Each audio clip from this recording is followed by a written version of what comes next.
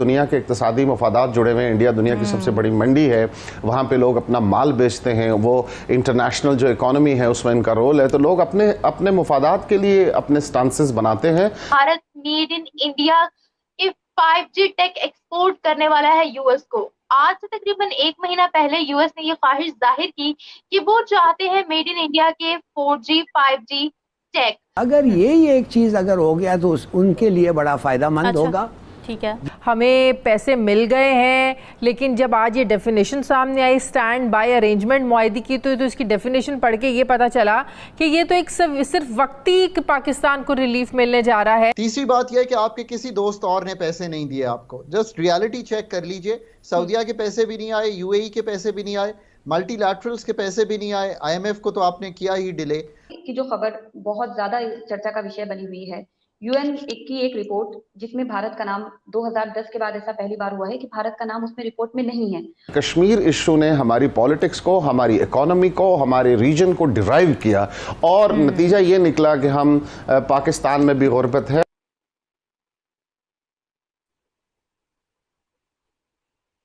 So this is the Pakistan network. UN महासचिव Antonio Guterres कहते हैं कि भारत ने ऐसे बहुत सारे कदम उठाए हैं, बहुत सारे ऐसे उपाय किए हैं जो सराहनीय हैं और इस वजह से भारत का नाम उस रिपोर्ट से निकल चुका है। जय हिंद दोस्तों। तो जैसा कि पाकिस्तानी मीडिया चर्चा कर रहा है कि भारत से टेक्नोलॉजी चाहता है अमेरिका, और स्वाभाविक है टेक्नोलॉजी कोई भी देश उस देश को देता है जो उसके बहुत करीबी हो। अब जैसे कि पाकिस्तान है, पाकिस्तान किसी देश से टेक्नोलॉजी मांगे तो कौन सा देश उसे टेक्नोलॉजी दे सकता है? तुर्की तक टेक्नोलॉजी नहीं देगा। तुर्की बहुत समर्थन करता है उसका, लेकिन वो भी टेक्नोलॉजी नहीं देगा। टेक्नोलॉजी इतनी ज़रूरी चीज़ है।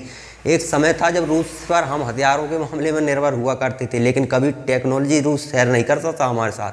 टेक्नोलॉजी शेयर करने से खुद का नुकसान होता है। जैसे कि मेरे पास किसी हथियार की टेक्नोलॉजी है, अगर मैंने वो किसी को दे दी, फिर वो हथियार उस टेक्नोलॉजी की मदद से कितने भी बना सकता है, तो फिर वो मुझसे क्यों खरीदेगा हथियार? टेक्नोलॉजी एक बार चली गई तो फिर हथियार यहाँ से थोड़ी खरीदेगा, वो खुद बनाएगा। टेक्नोलॉजी का यही मतलब है। जैसे कि 5G की टेक्नोलॉजी हमने डेवलप की, वो अगर किसी देश को हम देते हैं तो फिर वो हमसे, हमारी कंपनियों से मदद थोड़ी मांगेगा। उनके पास टेक्नोलॉजी, वो अपनी कंपनियों की मदद से अपने देश में 5G प्रोवाइड करा सकते हैं। तो ये अब किसे देगा? स्वाभाविक है भारत उसे देगा जिससे करीबी रिश्ते हों।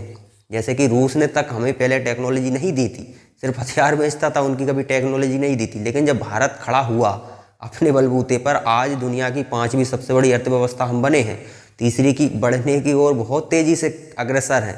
तो आज अच्छे अच्छे देश हमें टेक्नोलॉजी देने के लिए तैयार हैं। फ्रांस दे रहा है, रूस दे रहा है, अमेरिका जैसा देश जो किसी को टेक्नोलॉजी नहीं देता था, वो तक हमें टेक्नोलॉजी देने के लिए तैयार है।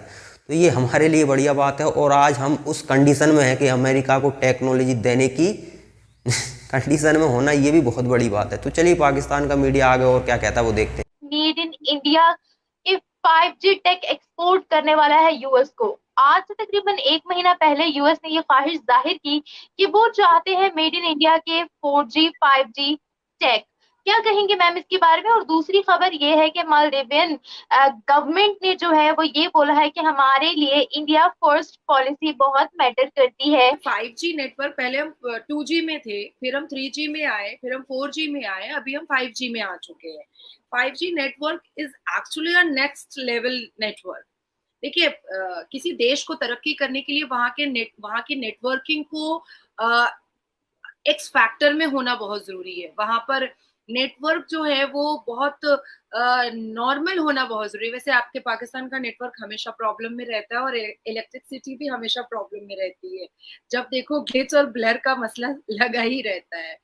सो नेटवर्क्स को जो है उसमें मिशन क्रिटिकल नेटवर्क्स होते हैं, नेटवर्क स्किलिंग्स होती है, प्राइवेट नेटवर्क्स होते हैं, फिक्स्ड वायरल एक्सेस होते हैं, स्मार्ट फैक्ट्रीज होती है। देखिए, ब्राउजर प्रोडक्ट्स हम लोग सब यूज करते हैं।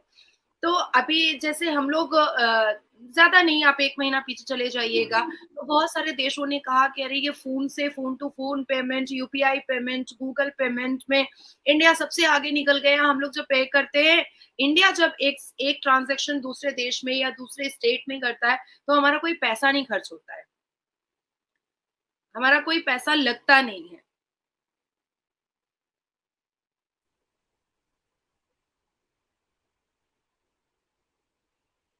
सो this is the Pakistan network.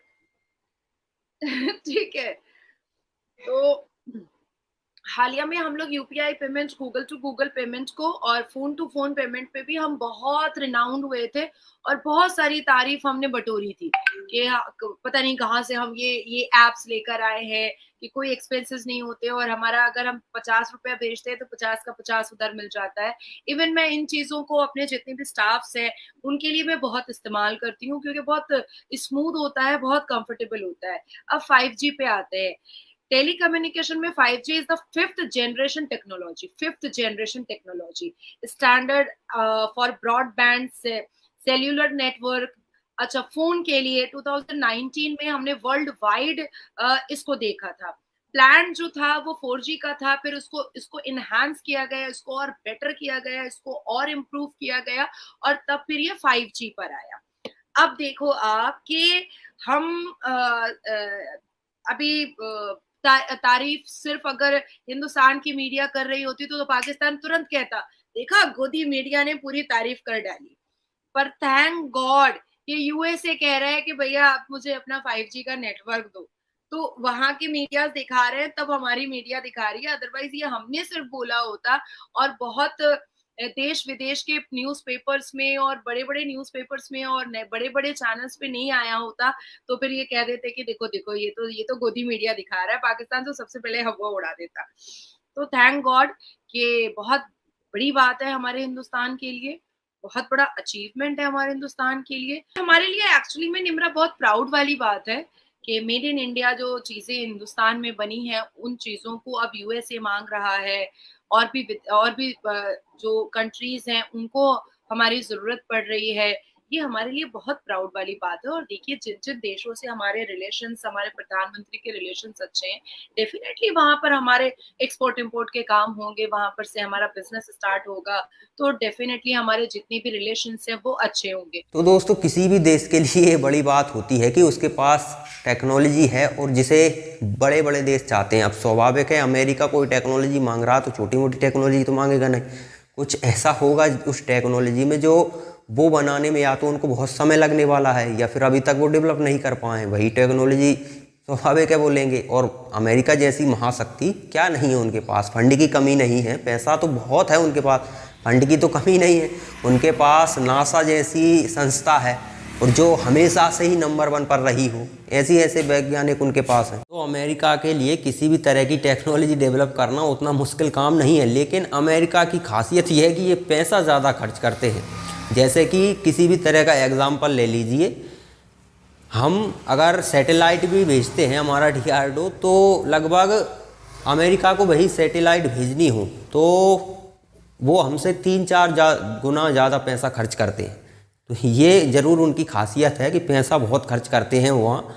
तो टेक्नोलॉजी तो डेवलप कर ही लेते हैं। अगर आपके पास फंड की कमी नहीं है तो फिर टेक्नोलॉजी मुश्किल नहीं है, टेक्नोलॉजी डेवलप हो जाती है देर सवेर, लेकिन समय लगता है, उसके लिए आपको तैयार रहना पड़ेगा।